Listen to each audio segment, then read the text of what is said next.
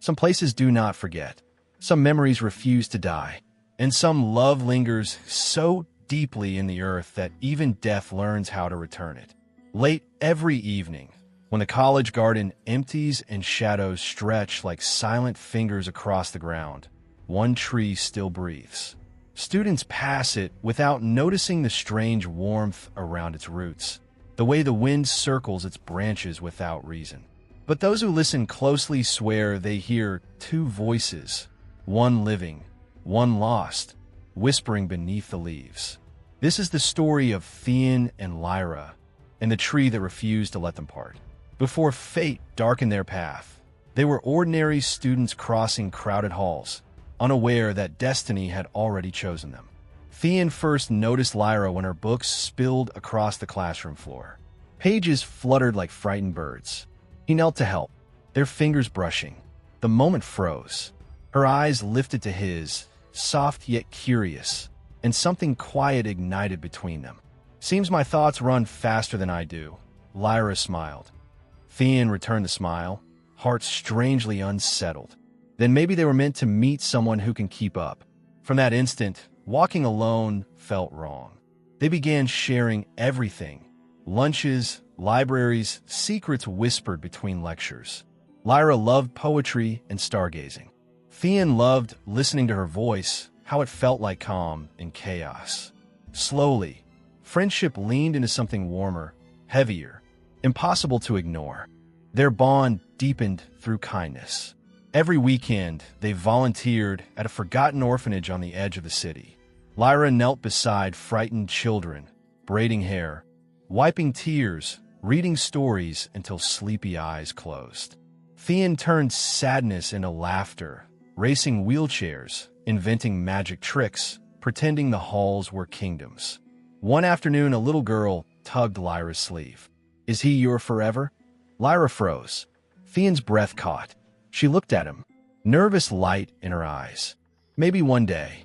From that moment, silence between them carried more meaning than words. Even broken lives followed them. One dusk, a kitten slipped into a stone fountain. Without thinking, Lyra jumped in, water soaking her clothes. Theon followed, slipping beside her.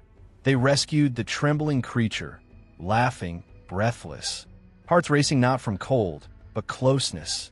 Lyra gently wrapped the kitten in her scarf and murmured, "Some souls meet us only to change us." Theon stared at her, realizing she had already changed him forever. Their greatest secret waited beyond the college walls. After a long day, they wandered too far and discovered a hidden garden swallowed by vines and silence. At its center rose a colossal tree, ancient, scarred, and strangely alive. Its bark glowed faintly under sunset, and the air felt heavier, like the place remembered more than it showed. Lyra stepped closer, lowering her voice. "Do you feel that?" Theon nodded. "Like the world slows down here." They sat beneath it. Light slipped through branches like golden rain. A squirrel stole crumbs and fled. But neither laughed this time. Something about the tree held them quiet. Lyra touched the bark. It was warm. "Promise me something," she whispered. "No matter what happens, we always return here." Theon took her hand for the first time, fingers trembling. "Where you are, I will be." The leaves rustled though there was no wind. From that day, the tree became more than shelter. It became a vow. They studied beneath it, teased each other, carved tiny symbols into fallen wood. When rain surprised them, they ran laughing into its arms. One storm pinned them together, soaked and shaking. Lyra's hair clung to her face. Theon brushed it aside without thinking. Their eyes locked. For a heartbeat, the world disappeared.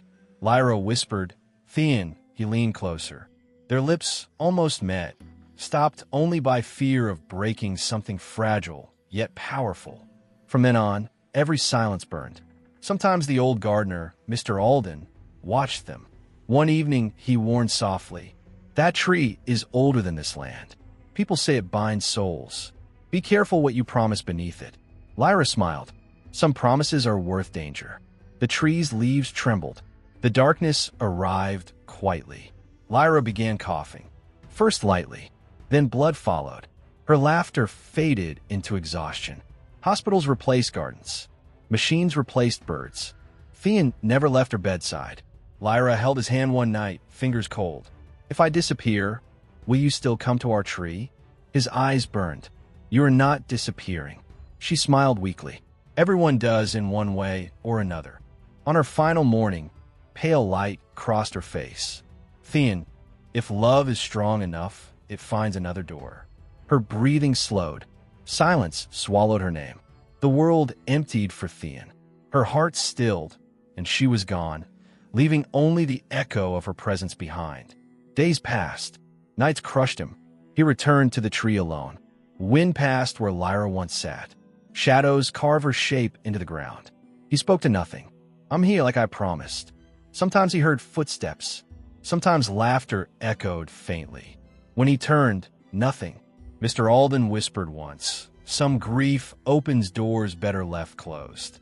Theon ignored him. He wanted Lyra back, even if the world had a bend. One sunset, the garden darkened unnaturally. The air thickened. Leaves glowed faint silver. Theon sat beneath the tree, eyes shut. Then warmth touched his soul. He opened them. Lyra sat beside him. Not alive, not dead, formed of light and shadow. Theon's breath shattered. "Lyra," she smiled, painfully beautiful. "You kept your promise." He reached out. His hand passed through warmth like fire and air. Tears fell. "What are you?" Her voice trembled.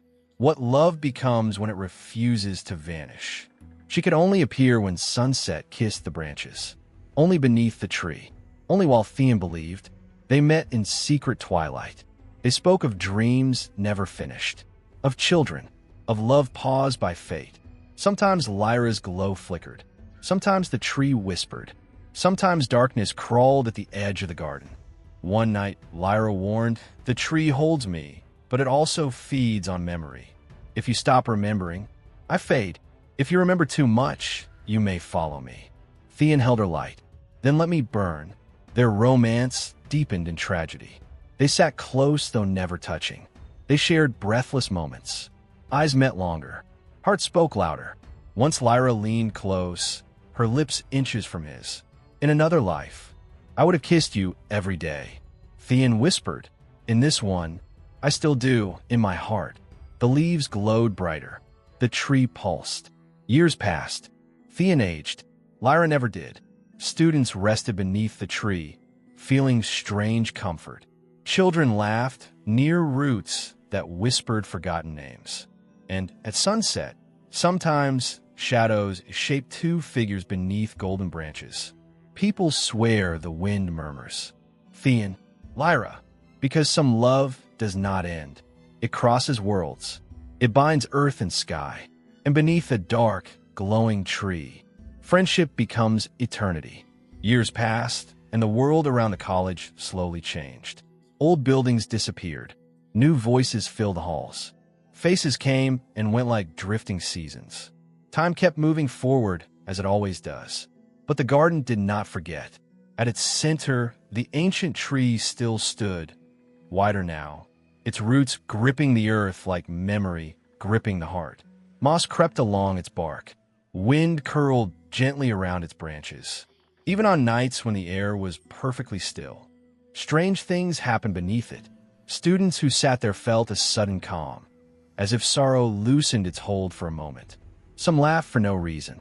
Some cried without understanding why. Others swore they heard whispers threading through the leaves. Not words, but feelings. Soft and familiar. On certain evenings, just as the sun melts in a golden shadow, the space beneath the tree grows warm. Birds fall silent. Time seems to hesitate. And if someone watches closely, they may see it. Two shapes, one formed of flesh and breath, one formed of light and longing. They sit together beneath the glowing branches, close, silent, unbroken. No one knows their names anymore. But the tree remembers, and as long as its roots touch the earth and its leaves touch the sky, Theon and Lyra will never truly vanish.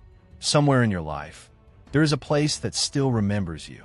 It might be a quiet street, a classroom, a bench, a garden, or a tree you once passed without noticing. And maybe someone you loved still lives there, not in body, but in memory, in silence, in the spaces your heart refuses to empty. Stories like Theon and Lyra's are not really about magic. They're about what remains when everything else leaves. So if this story touched you, pause for a moment. Breathe. Remember someone. Remember somewhere. Because friendship, love, and promises do not disappear. They wait. Thank you for listening, dear friends. Until our next story, stay gentle, stay curious, and never forget the places that once held your heart.